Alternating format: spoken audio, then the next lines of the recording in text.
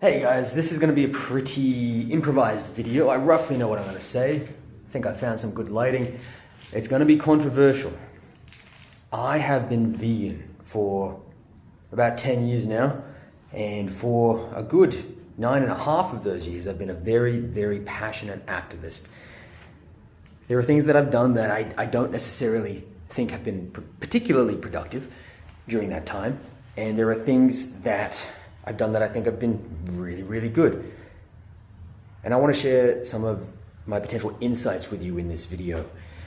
And more specifically, I want to share one thing with you that I think we can, as a group, try to do better than we are currently doing. But in order to best illustrate that, I want to first paint a picture of you, not of you, paint a picture for you. I definitely don't want to paint a picture of you. I want to paint a picture for you and see if you can guess what my point is. I want you to imagine that there is this magical city on a hill, right? It's perfect, it's beautiful. If you go there, you will live longer, you won't have to harm any animals, and you don't have to destroy the environment, right? You can live in perfect peace and harmony with the world if you just go to that hill, just as God himself designed. But in order to get to that hill, you have to cross a bridge. Now, the bridge looks relatively stable, but there are some planks of wood that seem to be missing. It's a little bit shaky as you look at it. It sways in the wind. But the people guiding you to this magical village assure you that this bridge is safe.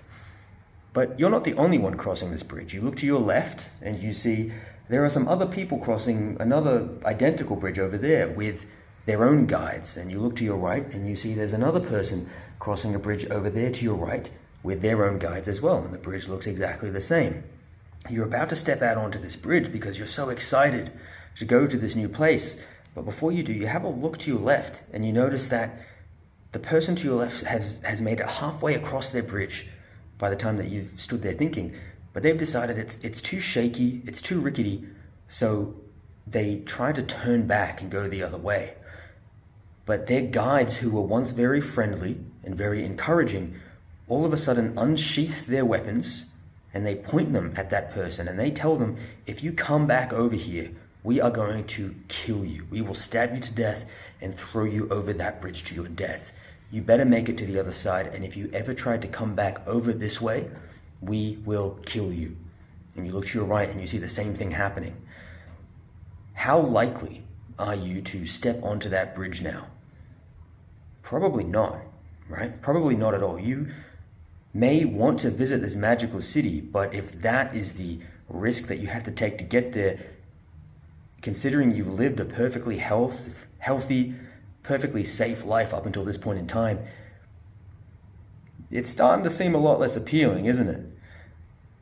I think this is the exact kind of scenario that we create for people when we sit here and we tell them to go vegan, for the animals, for your health, for the planet. It's the best thing I've ever done. I wish I did it sooner. You can be just like me. You can live this incredible life. Right? I agree with all of these things. It's proven to be more environmentally sustainable. We can feed more people. It does kill less animals. No, growing crops for human consumption does not kill more animals. Despite all those viral Joe Rogan clips, it's simply not correct. Yes, it's this wonderful, wonderful thing. But sometimes we see people going that way and even becoming advocates themselves, and they decide that they no longer want to do that. They don't want to be an advocate anymore. They don't want to be vegan anymore. They've had some difficulties and they've decided to go back. They've decided to walk back over the bridge towards their guides, and they want to say to their guides, hey, look, I'm having some second thoughts. I think I want to go home. And we berate them. We say, you're an idiot. The things you're saying aren't even making any sense. You were never vegan in the first place. You never even wanted to go to that village. Don't get me wrong. I understand the frustration, because a lot of the time, the problems that are faced here that cause these people to return aren't very practical problems. There's no special nutrient. A lot of the time they say they struggle with their health. If you follow the advice of dietitian societies and dietetics organizations, if you plan your diet right, it's absolutely fine. There's no diet risk whatsoever.